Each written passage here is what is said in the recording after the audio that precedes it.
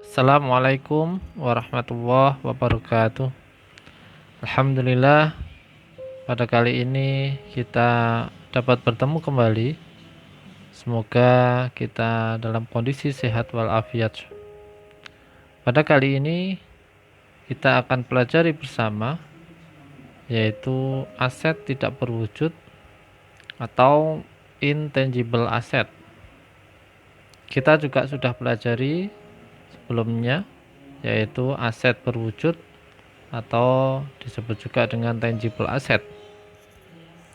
Dalam membahas materi tentang aset tidak berwujud, kita menggunakan pedoman atau pernyataan standar akuntansi keuangan nomor 19. Marilah kita mulai dengan slide berikutnya. Yang pertama, mengenai pengertian aset tidak berwujud.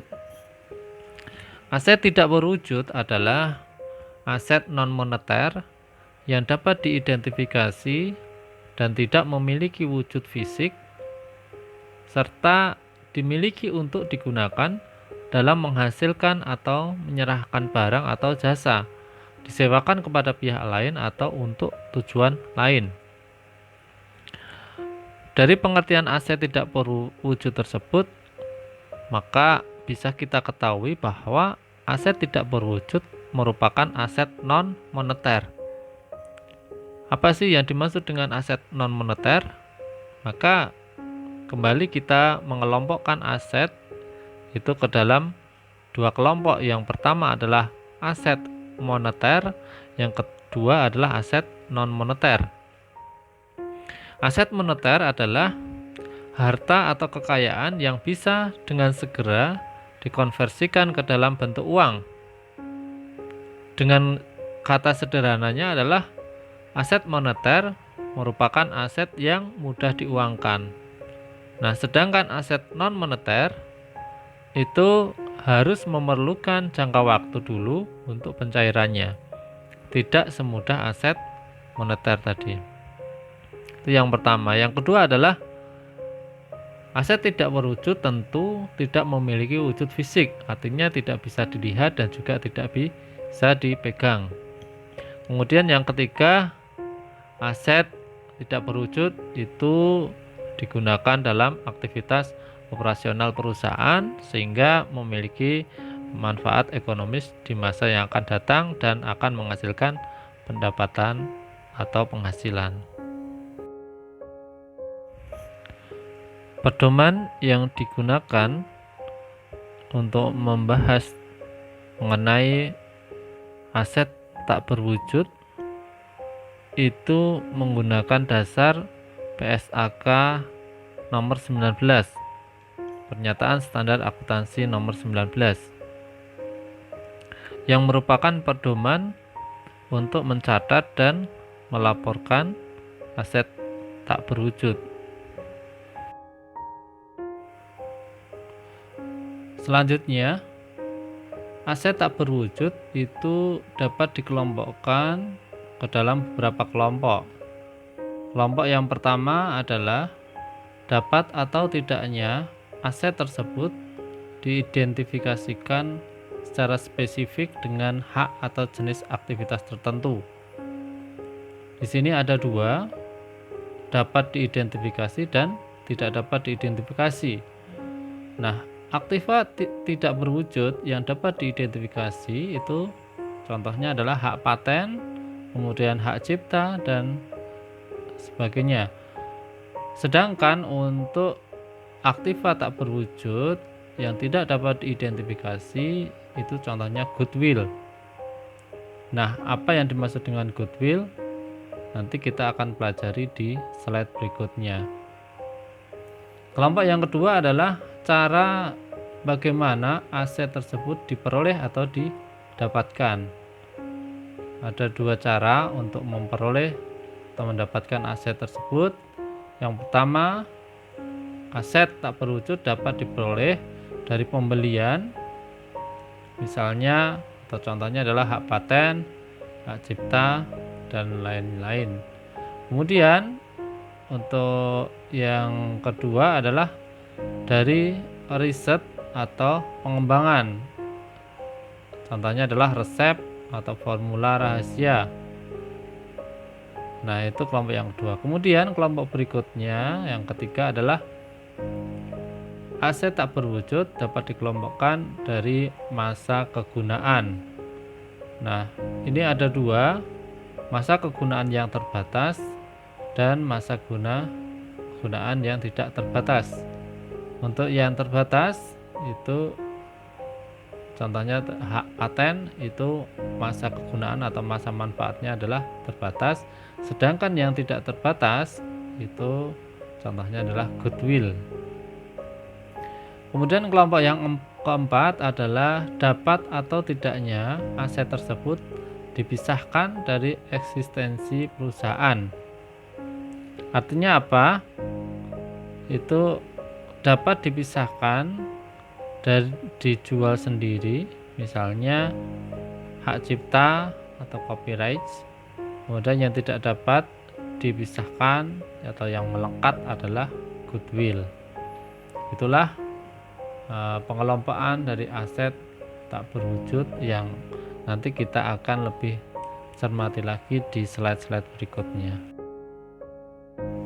Selanjutnya mengenai perolehan aset tak berwujud.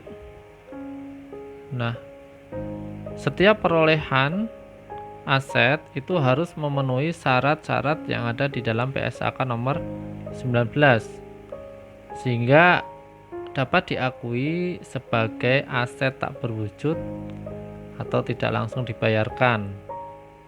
Adapun syarat-syaratnya adalah yang pertama itu syarat pengakuan. Sebagaimana pengakuan di aset tetap, maka pengakuan aset tak berwujud juga mengharuskan beberapa syarat juga. Paling tidak ada 3 syarat yang harus dipenuhi agar suatu biaya itu dapat dikapitalisasi menjadi aset tak berwujud. Nah, ketiga syarat tersebut adalah 1. Dapat diidentifikasi atau identifiability. Artinya bahwa suatu aset tak berwujud itu harus dapat diidentifikasi sebagai salah satu syarat untuk diakui. Nah, sifat dapat diidentifikasi itu dapat ditunjukkan dengan kondisi yang dapat ditransfer, kemudian dapat disewakan atau dapat dipertukarkan baik secara tersendiri maupun bersamaan dengan pengalihan aset atau kewajiban yang lain. Misalnya ketika kita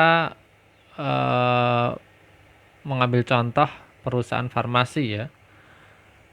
Suatu perusahaan farmasi itu berhasil menemukan resep obat flu burung yang baru. Nah, resep tersebut kemudian didaftarkan pada Departemen Hukum dan Hak Asasi Manusia sebagai suatu penemuan. Nah, berdasarkan Undang-Undang Hak Cipta, hanya perusahaan farmasi tersebutlah yang dapat memproduksi dan menjual obat-obat flu burung hasil penemuannya. Nah, resep tersebut dapat dipisahkan karena dapat diperjualbelikan atau dialihkan kepada perusahaan yang lain. Nah, itu satu contoh. Kemudian syarat berikutnya adalah dapat dikendalikan atau control. Nah, artinya apa?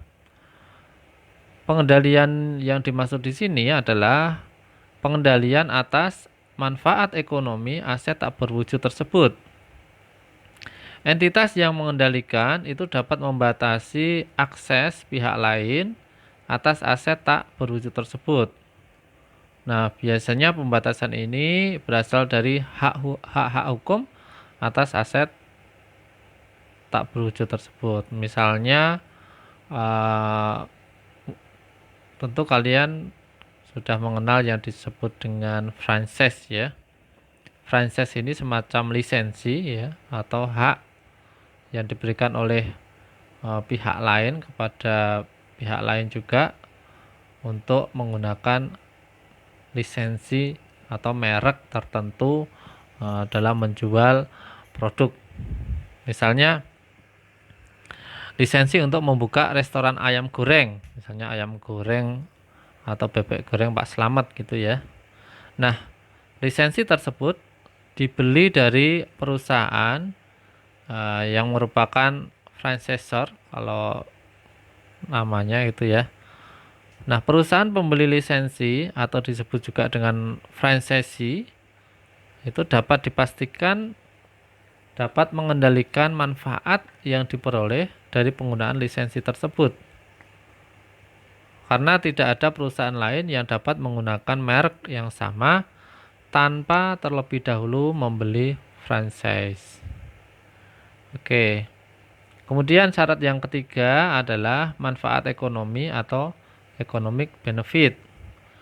Nah, artinya apa? Suatu aset tak berwujud itu tentu harus dapat memberikan manfaat ekonomi seperti pertambahan pendapatan, kemudian penghematan biaya ataupun manfaat-manfaat yang lain yang berasal dari kepemilikan aset tak berwujud tersebut. Itulah syarat-syaratnya.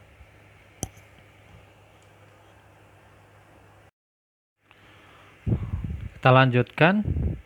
Di slide ini kita akan ketahui perolehan aset tak berwujud yang syarat yang kedua, yang sebelumnya adalah pengakuan, maka yang kedua adalah perolehan aset tak berwujud. Aset tak berwujud itu dapat diperoleh melalui beberapa cara. Yang pertama adalah melalui pembelian, kemudian yang kedua adalah transaksi kombinasi bisnis, yang ketiga hibah dari pemerintah, dan yang keempat adalah dengan penciptaan sendiri. Nah, kita akan bahas di slide berikutnya. Di dalam slide ini kita akan membahas mengenai cara perolehan aset tak berwujud melalui pembelian atau juga bisa disebut dengan perolehan secara terpisah. Karena perolehan aset secara terpisah itu dilakukan dengan pembelian. Nah, secara garis besar biaya-biaya yang dikeluarkan itu terdiri dari dua. Yang pertama adalah harga beli, yang kedua adalah biaya-biaya yang dapat diatribusikan secara langsung. Ini dapat kita uraikan sebagai berikut. Yang pertama, sama seperti aset tetap, maka aset tak berwujud itu juga memiliki harga beli. Contohnya kalau kita menggunakan contoh franchise seperti yang kita gunakan tadi.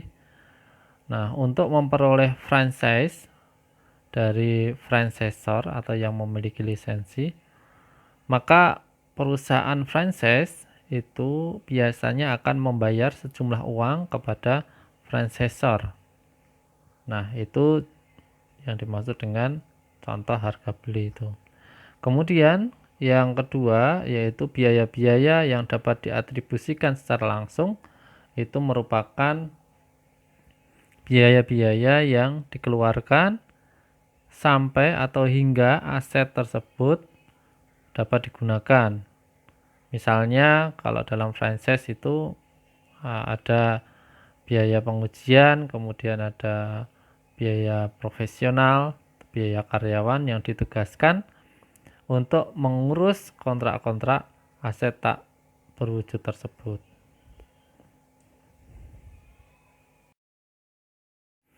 Dalam slide ini kita akan membahas mengenai aset tak berwujud itu dapat diperoleh dengan penciptaan sendiri. Artinya bahwa aset tak berwujud dapat juga berasal dari penciptaan sendiri, misalnya hasil riset yang dipatenkan.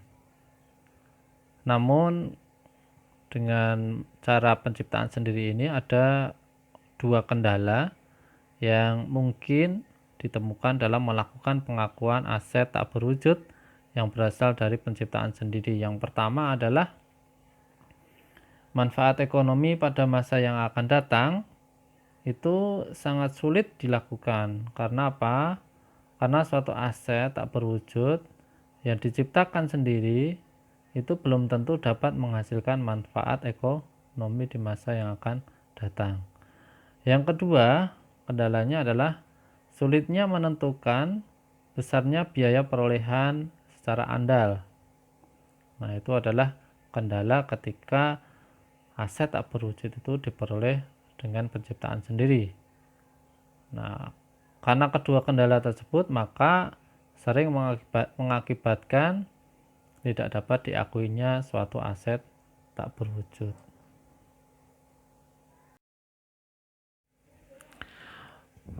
Dalam slide ini kita akan membahas tentang perolehan aset tak berwujud melalui kombinasi bisnis. Artinya, dalam suatu transaksi kombinasi bisnis, di sini yang perlu kita garis bawahi adalah kombinasi ya. Kombinasi itu artinya campuran gitu ya, mix ya. Ada kalanya terdapat aset-aset yang diakui karena teridentifikasi dan memenuhi kriteria aset tak berwujud. Nah, terkadang aset tak berwujud itu tidak dapat dipisahkan dari aset yang lain. Nah, dalam hal ini dalam perolehannya gitu ya. Misalnya merek dagang itu ya. Merek dagang itu tidak dapat dipisahkan dari resep, kemudian formula dan teknologi. Nah, itu menjadi satu satuan ya, tidak dapat dipisahkan. Sehingga merek dagang tersebut harus dinilai secara bersamaan dengan aset tetap dan juga aset tak berwujud yang terkait tersebut. Maka ini artinya bahwa aktiva atau aset tak berwujud itu diperoleh dengan kombinasi bisnis atau dengan aset yang lain. Suatu aset tak berwujud itu bisa diperoleh melalui hibah. Artinya apa? Hibah itu pemberian sesuatu kepada pihak lain atau orang lain secara cuma-cuma gitu ya. Ada yang mengatakan hibah itu adalah hadiah. Artinya bahwa sang pemberi itu tak menuntut atau tidak menuntut apapun dari pihak penerima. Nah, dalam hal ini hibah itu dilakukan oleh pemerintah. Nah, contohnya adalah lisensi ya, pemerintah memberikan izin penyelenggaraan penyiaran dan sebagainya. Nah, ini adalah cara perolehan aset tak berwujud dengan melalui hibah dari pemerintah. Di dalam slide ini kita akan mengenal apa itu goodwill. Kalau kita definisikan bahwa goodwill adalah aset tak berwujud yang tidak dapat diidentifikasi.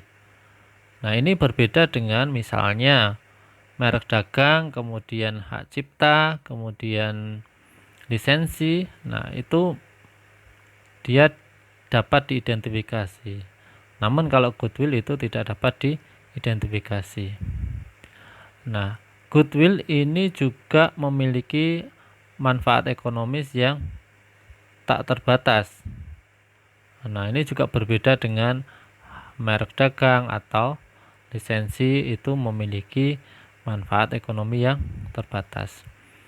Nah, goodwill juga bisa didefinisikan sebagai sebuah atau semua kelebihan yang terdapat dalam suatu usaha. Nah, ini contohnya adalah letak perusahaan yang strategis.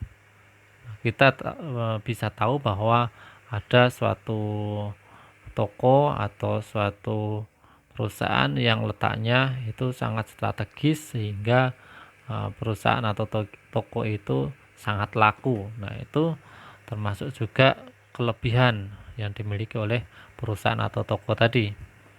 Kemudian juga nama yang terkenal, ya. Jadi ketika namanya sudah terkenal, maka itu akan mempengaruhi nilai atau harga jual. Atau kemudian pimpinan yang ahli atau yang profesional yang memiliki keahlian atau kemampuan yang sangat baik gitu ya, yang tidak dimiliki oleh perusahaan lain, maka ini mempunyai nilai tersendiri yang bisa meningkatkan harga jual dari suatu perusahaan. Dalam slide ini kita akan mengetahui penyusutan aset tak berwujud atau disebut dengan amortisasi. Seperti di dalam aset tetap berwujud, itu penyusutannya disebut dengan depresiasi, sedangkan untuk yang penyusutan aset tak berwujud itu disebut dengan amortisasi, itu ya. Kalau kita definisikan, amortisasi itu hampir sama dengan depresiasi, yakni proses alokasi manfaat yang diperoleh suatu entitas dari aset tetap yang dimiliki. Nah, metode-metode untuk menghitung amortisasi itu pada dasarnya sama dengan metode depresiasi atau penyusutan dalam aset tetap berwujud, yaitu metode garis lurus, kemudian metode saldo menurun, kemudian metode jumlah unit dan lain-lain. Nah, yang paling sederhana atau yang sering digunakan adalah metode garis lurus. Nah, dalam menentukan masa manfaat ekonomis aset tak berwujud, di samping faktor ekonomis juga menggunakan faktor legal biasanya sangat menentukan. Hanya saja dalam kasus amortisasi aset tak berwujud itu biasanya tidak terdapat nilai sisa atau nilai residu. Jadi tidak ada penghitungan yang menggunakan syarat nilai residu atau nilai sisa. Berbeda dengan depresiasi, maka ketika menghitung depresiasi atau penyusutan maka menggunakan nilai residu. Nah, berikut ini adalah contoh untuk amortisasi atau pencatatan amortisasi. Nah, biasanya entitas atau perusahaan itu menggunakan metode garis lurus karena memang metode tersebut yang paling sederhana dan paling efektif gitu ya. Nah, dalam metode garis lurus itu tidak memperhitungkan nilai residu ya, sebagaimana yang slide sebelumnya tadi. Nah, sehingga rumusnya formulanya adalah amortisasi sama dengan harga perolehan dibagi dengan umur ekonomis. Nah, berbeda dengan depresiasi yang rumusnya adalah harga perolehan dikurangi dengan nilai residu dibagi dengan umur ekonomis. Nah, dalam mencatatnya maka pencatatan itu dilakukan dengan beban amortisasi dicatat di sebelah debit. Nah, sedangkan yang di sisi kredit itu adalah akun aset yang disusutkan. Nah, berikut ini adalah contohnya. Hak paten yang dimiliki dengan harga 5 juta. Nah, ini diperkirakan memiliki umur ekonomis itu selama 10 tahun. Nah, maka amortisasi bisa kita hitung dengan menggunakan rumus tadi, yaitu harga perolehan dibagi dengan umur ekonomis. Nah, harganya adalah 5 juta, umur ekonomisnya adalah 10 tahun. Maka akan kita peroleh amortisasinya adalah 500.000 per tahun. Nah, jurnalnya bagaimana? Jurnalnya adalah sebelah atau sisi debit beban amortisasi paten sebesar Rp500.000, sisi kreditnya adalah hak paten sebesar Rp500.000. Nah, inilah adalah contoh sederhana dari penghitungan amortisasi.